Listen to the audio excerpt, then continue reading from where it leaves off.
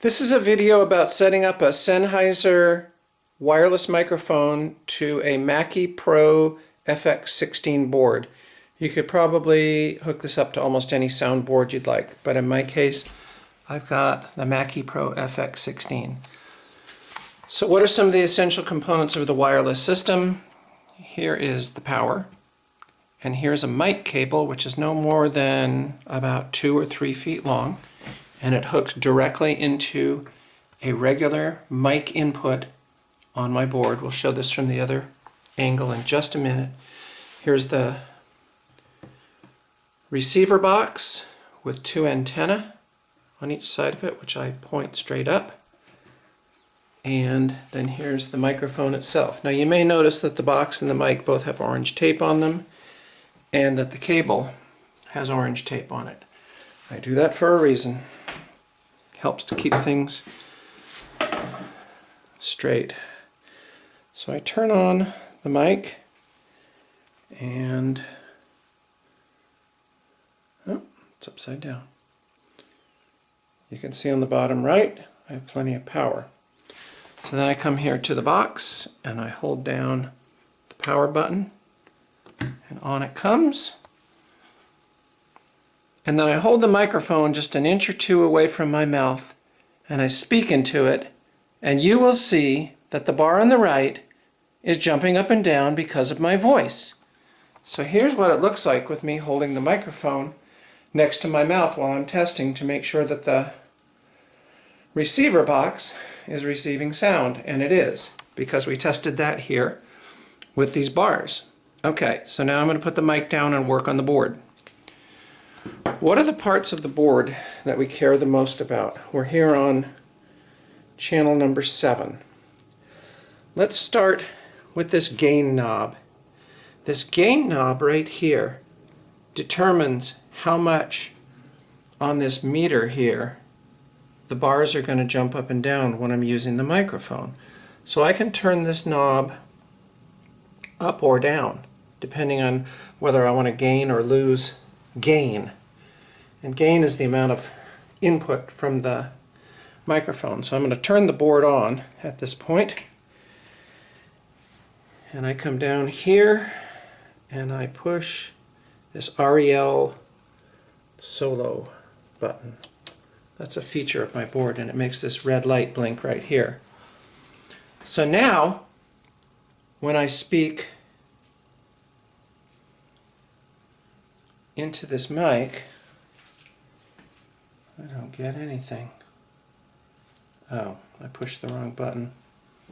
Okay, now when I speak into the mic, I pushed the wrong button. You can see that the bars are going up and down, and I'm hitting a little bit of yellow. So let's go ahead over here to the thing and let's lower the gain. So again, this is where I put the cable, right here, and this is my gain knob. This is hard to do and hold a camera, but I'm going to bring the gain down just a little bit.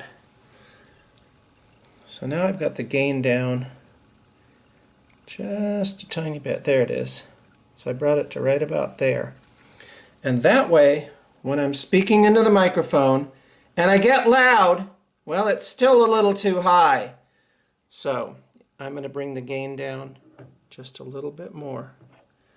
So now I've got the gain there. And then when I hold the microphone close to my mouth and I get loud, it only goes up. So you can see that the bars are going just about to the top of the green. And that's perfect. So now, what do? We set the slider on this particular channel to what's called unity. Why unity? Because unity is the midpoint. It allows me to go up or down quite a bit in the use of the microphone. So I can bring it down 20-30% quite easily using the slider. It gives me a whole lot of motion, gives me very little change, which is what you want when you're working on a board. So then over here on the main, I'm also going to set it to unity. And again, this is something where your mileage may vary. I'm turning on the amp now. Pardon me while I, oh shoot. have to get my, okay. So now that I've got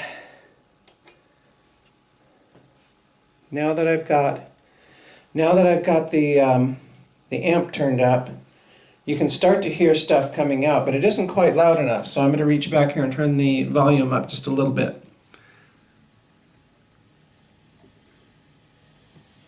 So now I've turned the volume up on the speaker, and you can hear it nice and loud.